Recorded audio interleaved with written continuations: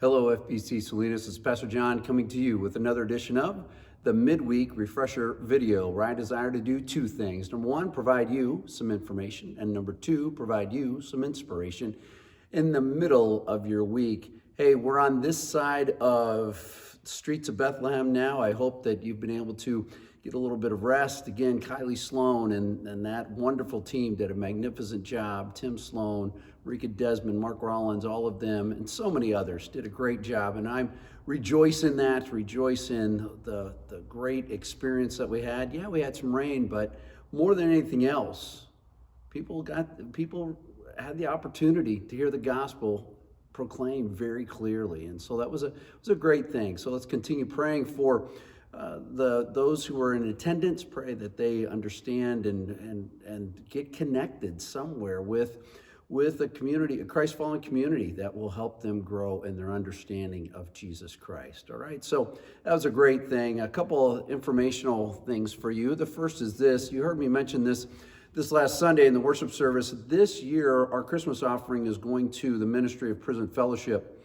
And Prison Fellowship oversees the teaching ministry that I do down in Soledad on Wednesdays in the prison. It's called the Urban Ministry Institute. And this upcoming Sunday, I'm gonna get to interview an individual who's been coming to the church for a while now, Peter Berrigan. He's gonna come and I'm gonna interview him about the impact that Toomey had in his life and continues having in his life as well. And so the Christmas offering goes to support that ministry, and not simply here, but all over the state of California, as we have the privilege of sharing the good news of Jesus Christ and then seeing people get trained up and understand better what it means to be involved in a church and what it means to follow after Jesus Christ as a teacher or as a leader, as a lay person in a church. And so we're looking forward to being able to help out this particular ministry, all right?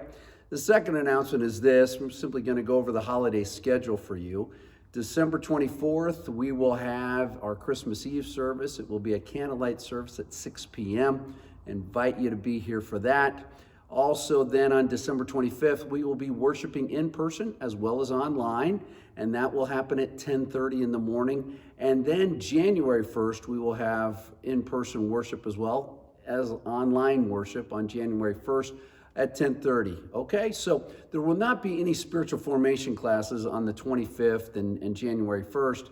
Simply want you to be able to hang out with your families, enjoy time with your families, enjoy this time of the year, but we have those opportunities for us. Okay, so that's really those items, Prison Fellowship and our Christmas offering going to them, the holiday schedule, what we need to be talking about. Also, real quickly, if you have a junior high or high school student, I'm hosting a luncheon to go over student ministry things this upcoming Sunday after the worship service. So if you're interested in that, love to have you join us for that. All right, so hey, we've been walking through the book of Matthew, and as we go through this book of Matthew with Advent, we've been really looking an awful lot at Joseph's life and his reaction and what's going on there. This Sunday, there's a little bit of a break in that as we take a look at these opening lines or these opening verses in Matthew chapter 2, and it's about the Magi coming to visit. And I'm not going to read much of this to you because we know that story, and I think this Sunday we're going to have some additional things told to us that it's like, wow, I didn't realize that.